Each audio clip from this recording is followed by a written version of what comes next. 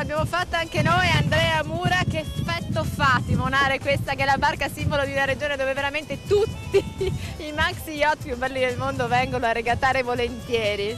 Una sensazione bellissima, io ho lavorato tanto su questa grafica perché volevamo onorare la Sardegna, che la terra che amiamo e desideriamo far conoscere al mondo. E per farla vedere anche a voi, come vedete, ci stiamo prendendo secchiate d'acqua perché abbiamo bisogno del sole, abbiamo bisogno del vento, perché questa barca è veramente performante.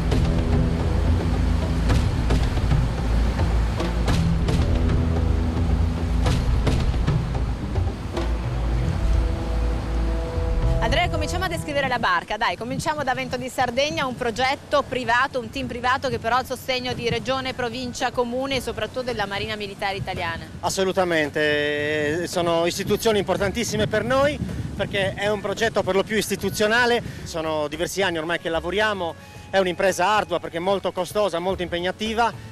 La barca è fantastica perché è una barca che ha una sua storia, ha fatto già un giro del mondo con Pasquale De Gregori, ha fatto una Vendée Globe, l'abbiamo acquistata, completamente ristrutturata da cima a fondo. È una barca decisamente performante, basti pensare che per la terza volta ancora sono aggiudicati la Roma per due, che è una competizione difficilissima, e quelle che ama di più Vento di Sardegna, vuol dire regattare per centinaia di miglia, Riva di Traiano, Lipari, andata e ritorno con 2 persone d'equipaggio a bordo, una barca impegnativa, importante, 15 metri e 24, se non sbaglio 1,45 m di buon presto, quindi insomma una barca importante. Sì, molto larga, 4,73 m, ha un grosso pescaggio, 4,10 m e questo è un problema a volte per entrare nei porti perché non tutti i porti hanno un pescaggio simile. 14 nodi e 4 adesso, ma sale e scende continuamente la velocità massima di questa meravigliosa imbarcazione.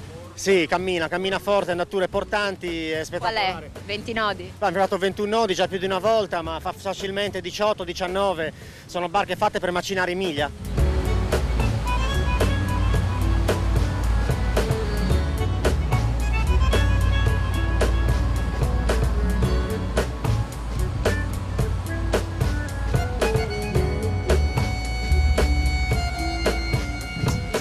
17,4, questa è la nostra velocità al momento rilevata dal GPS. Abbiamo parlato delle avventure di inizio anno, parliamo del futuro invece, cosa vi aspetta? Il futuro ci aspetta, la prossima regata è la circumnavigazione della Sardegna non stop Cagliari to Cagliari in senso antiorario, 430 miglia con partenza il 21 di settembre. La filosofia di questa barca, portare l'immagine della Sardegna, la cultura della Sardegna, i sapori, la realtà e il vento soprattutto di questa terra in giro per il mondo. Assolutamente, questa barca per noi, ripeto, come è una barca istituzionale, ci piace promuovere la Sardegna perché è la terra che amiamo e desideriamo far conoscere nel mondo.